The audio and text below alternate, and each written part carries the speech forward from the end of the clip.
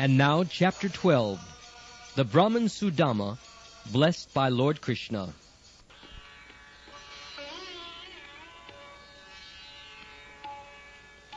Lord Krishna, the Supreme Personality of Godhead, the Supersoul of all living entities, knows very well everyone's heart. He is especially inclined to the Brahman devotees. Lord Krishna is also called Brahmanya Dev, which means that he is worshipped by the Brahmins. Therefore it is understood that a devotee who is fully surrendered unto the Supreme Personality of Godhead has already acquired the position of a Brahmin. Without becoming a Brahmin, one cannot approach the Supreme Brahman, Lord Krishna. Krishna is especially concerned with vanquishing the distress of his devotees, and he is the only shelter of pure devotees. Lord Krishna engaged for a long time in talking with Sudama Vipra about their past association. Then, just to enjoy the company of an old friend, Lord Krishna began to smile and asked, "My dear friend, what have you brought for me? Has your wife given you some nice edible for me?" While addressing his friend, Lord Krishna looked upon him and smiled with great love. He continued, "My dear friend, you must have brought some presentation for me from your home."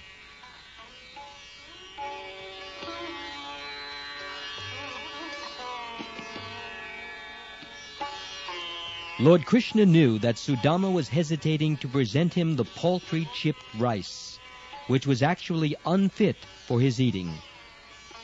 Understanding the mind of Sudama Vipra, the Lord said, "My dear friend, I am certainly not in need of anything, but if my devotee gives me something as an offering of love, even though it may be very insignificant, I accept it with great pleasure. On the other hand, if a person is not a devotee, even though he may offer me very valuable things, I do not like to accept them. I actually accept only things offered to me in devotion and love. Otherwise, however valuable a thing may be, I do not accept it. If my pure devotee offers me even the most insignificant things, a little flower, a little piece of leaf, a little water, but saturates the offering in devotional love, then not only do I gladly accept such an offering, but I eat it with great pleasure."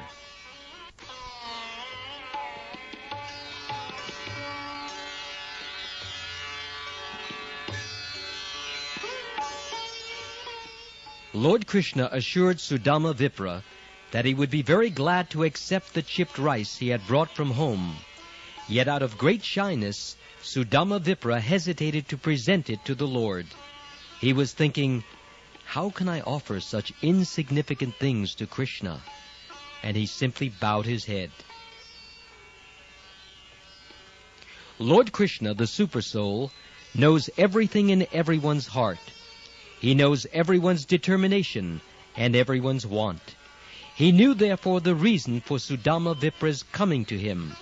He knew that, driven by extreme poverty, he had come there at the request of his wife. Thinking of Sudama as his very dear class friend, he knew that Sudama's love for him as a friend was never tainted by any desire for material benefit.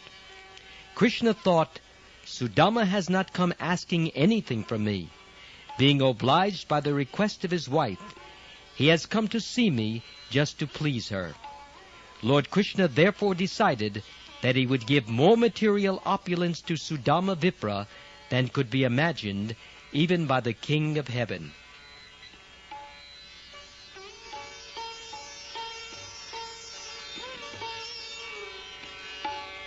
He then snatched the bundle of chipped rice, which was hanging on the shoulder of the poor Brahmin, packed in one corner of his wrapper, and said, "What is this? My dear friend, you have brought me nice, palatable chipped rice." He encouraged Sudama Vipra, saying, "I consider that this quantity of chipped rice will satisfy not only me, but the whole creation." It is understood from this statement that Krishna, being the original source of everything, is the root of the entire creation. As watering the root of a tree immediately distributes water to every part of the tree, so an offering made to Krishna, or any action done for Krishna, is to be considered the highest welfare work for everyone, because the benefit of such an offering is distributed throughout the creation. Love for Krishna is distributed to all living entities.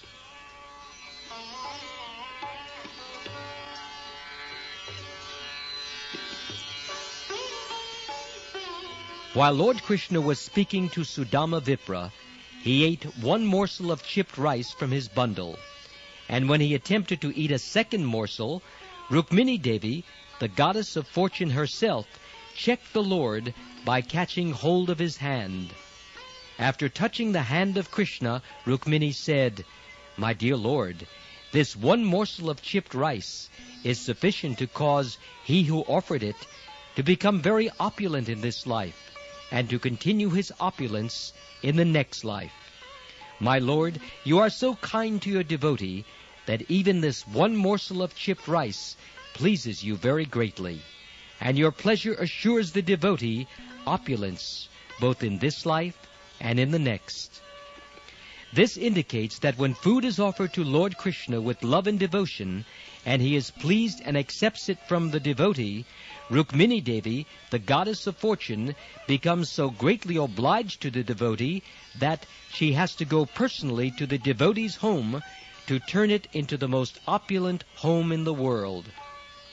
If one feeds Narayan sumptuously, the goddess of fortune, Lakshmi, automatically becomes a guest in one's house, which means that one's home becomes opulent.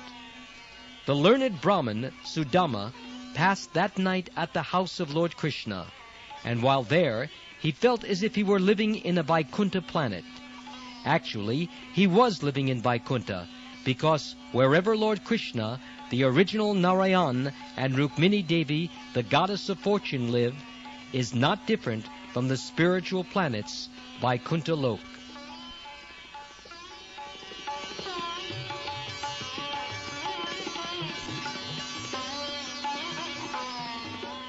The learned Brahman Sudama did not appear to have received anything substantial from Lord Krishna while at Krishna's palace, yet he did not ask anything from the Lord. The next morning he started for his home, thinking always about his reception by Krishna, and thus he merged in transcendental bliss. All the way home he simply remembered the dealings of Lord Krishna, and he felt very happy to have seen the Lord. The Brahman thought, "It is most pleasurable to see Lord Krishna, who is most devoted to the Brahmins. How great a lover he is of the Brahminical culture. He is the supreme Brahman himself, yet he reciprocates with the Brahmins. He also respects the Brahmins so much that he embraced to his chest such a poor Brahman as me, although he never embraces anyone to his chest except the goddess of fortune. How can there be any comparison between me, a poor, sinful Brahman, and the Supreme Lord Krishna, who is the only shelter of the goddess of fortune? And yet, considering me a Brahman, he embraced me with heartfelt pleasure in his two transcendental arms."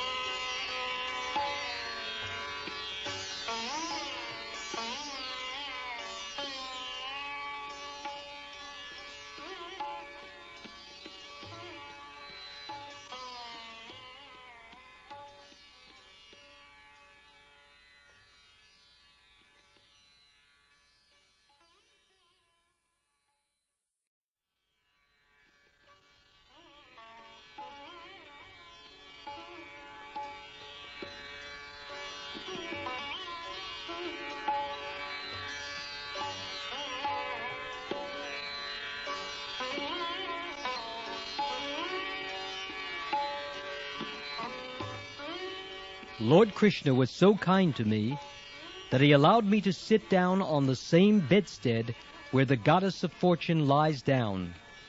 He considered me his real brother. How can I appreciate my obligation to him? When I was tired, Srimati Rukmini Devi, the goddess of fortune, began to fan me, holding the chamra whisk in her own hand.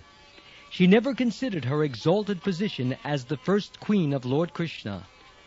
I was rendered service by the Supreme Personality of Godhead because of his high regard for the Brahmins, and by massaging my legs and feeding me with his own hand, he practically worshipped me.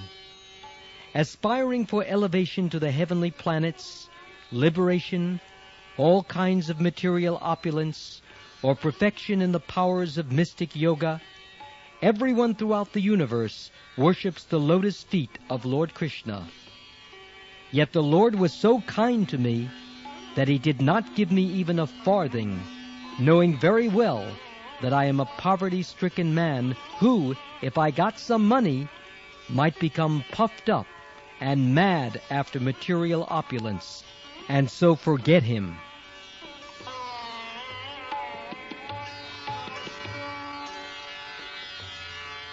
The statement of the Brahmana Sudama is correct. An ordinary man who is very poor and prays to the Lord for benediction in material opulence, and who somehow or other becomes richer in material opulence, immediately forgets his obligation to the Lord. Therefore, the Lord does not offer opulences to his devotee unless the devotee is thoroughly destitute. Rather, if a neophyte devotee serves the Lord very sincerely and at the same time wants material opulence, the Lord keeps him from obtaining it. Thinking in this way, the learned Brahmin gradually reached his own home. But there he saw that everything was wonderfully changed. He saw that in place of his cottage, there were big palaces made of valuable stones and jewels, glittering like the sun, moon, and rays of fire. Not only were there big palaces, but at intervals there were beautifully decorated parks in which many beautiful men and women were strolling. In those parks there were nice lakes full of lotus flowers and beautiful lilies, and there were flocks of multicolored birds. Seeing the wonderful conversion of his native place, the Brahmin began to think to himself, "How am I seeing all these changes?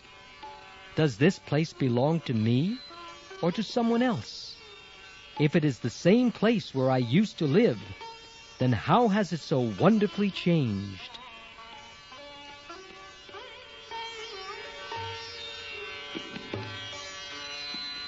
While the learned Brahmin was considering this, a group of beautiful men and women, with features resembling those of the demigods, accompanied by musical chanters, approached to welcome him. All were singing auspicious songs.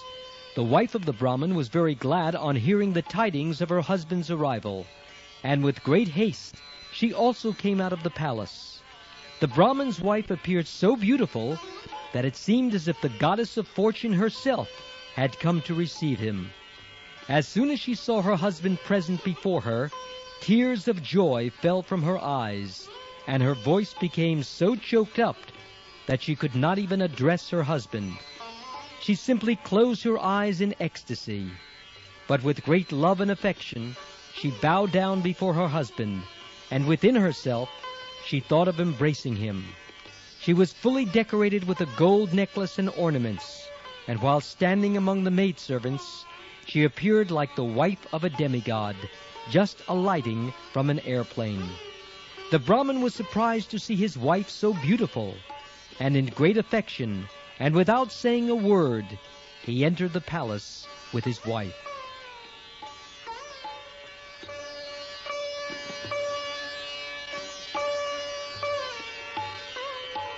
When the Brahmin entered his personal apartment in the palace, he saw that it was not an apartment, but the residence of the King of Heaven. The palace was surrounded by many columns of jewels. The couches and the bedsteads were made of ivory bedecked with gold and jewels, and the bedding was as white as the foam of milk, and as soft as a lotus. There were many whisks hanging from golden rods, and many golden thrones with sitting cushions as soft as lotus flowers. In various places there were velvet and silken canopies, with laces of pearls hanging all around. The structure of the building stood on excellent transparent marble, with engravings made of emerald stones. All the women in the palace carried lamps made of valuable jewels. The flames and the jewels combined to produce a wonderfully brilliant light. When the Brahmin saw his position suddenly change to one of opulence, and when he could not determine the cause for such a sudden change, he began to consider very gravely how it had happened.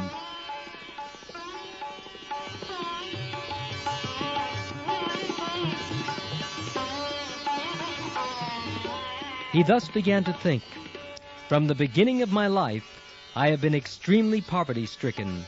So what could be the cause of such great and sudden opulence?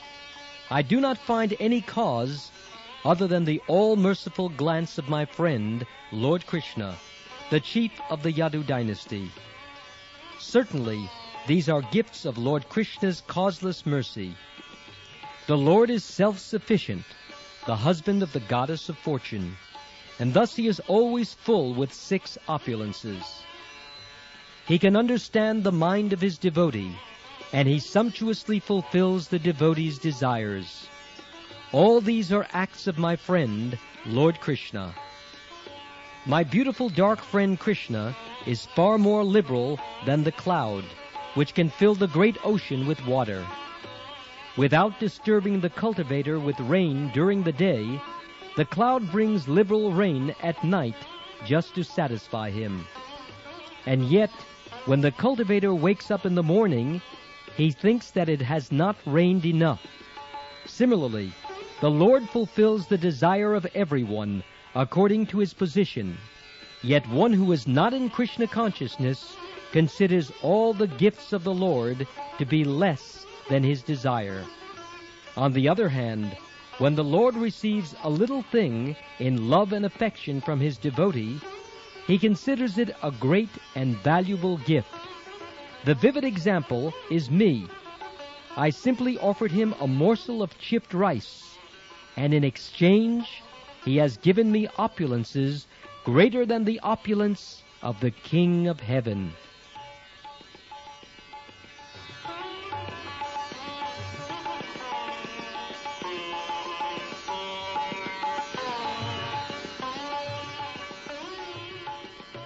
What the devotee actually offers the Lord is not needed by the Lord, for he is self-sufficient.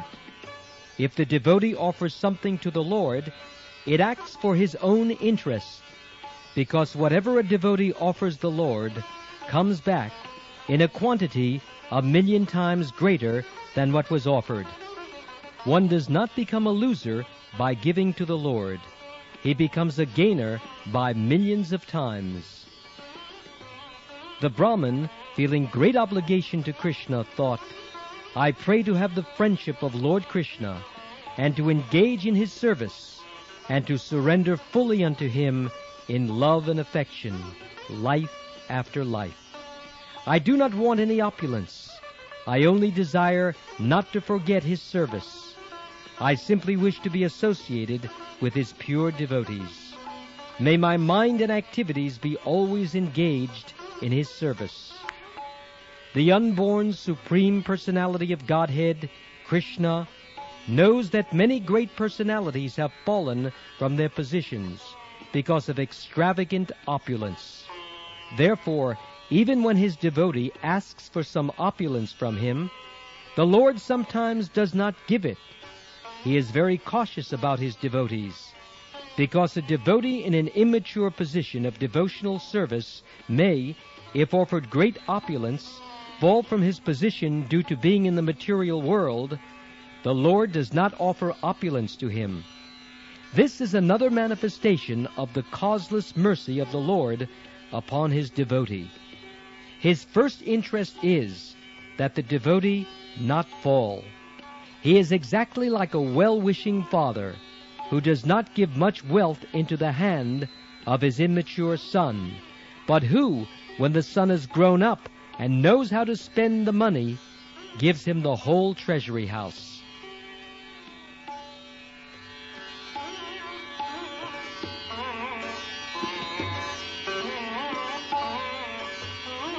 The learned Brahmin thus concluded that whatever opulences he had received from the Lord should be used not for his extravagant sense gratification, but for the service of the Lord. The Brahmin accepted his newly acquired opulence, but he did so in a spirit of renunciation, unattached to sense gratification, and thus he lived very peacefully with his wife, enjoying all the facilities of opulence as prasadam of the Lord. He enjoyed varieties of foodstuffs by offering it to the Lord and then taking it as prasadam. Similarly, if by the grace of the Lord we get such opulences as material wealth, fame, power, education, and beauty, it is our duty to consider that they are all gifts of the Lord and must be used for His service, not for our sense enjoyment. The learned Brahmin remained in that position, and instead of deteriorating due to great opulence, his love and affection for Lord Krishna increased day after day. Material opulence can be the cause of degradation and also the cause of elevation according to the purposes for which it is used. If opulence is used for sense gratification, it is the cause of degradation, and if used for the service of the Lord, it is the cause of elevation.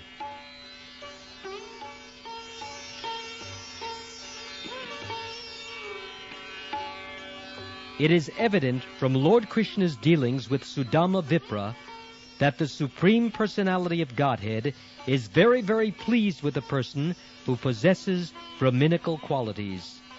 A qualified Brahmin like Sudama Vipra is naturally a devotee of Lord Krishna. Therefore it is said, Brahmana Vaishnava. A Brahmin is a Vaishnav. Or sometimes it is said, Brahmana Pandita. Pandita means a highly learned person. A Brahmin cannot be foolish or uneducated. Therefore there are two divisions of Brahmins, namely Vaishnavas and Panditas. Those who are simply learned are Panditas, but not yet devotees of the Lord or Vaishnavas. Lord Krishna is not especially pleased with them. Simply the qualification of being a learned Brahmin is not sufficient to attract the Supreme Personality of Godhead.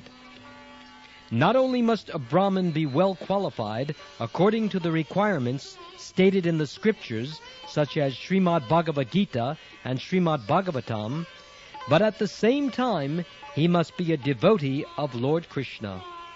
The vivid example is Sudama Vipra. He was a qualified Brahmin, unattached to all sorts of material sense enjoyment, and at the same time a great devotee of Lord Krishna. Lord Krishna, the enjoyer of all sacrifices and penances, is very fond of a Brahmin like Sudama Vipra, and we have seen by the actual behavior of Lord Krishna how much he adores such a Brahmin. Therefore the ideal stage of human perfection is to become a Brahmin Vaishnav like Sudama Vipra.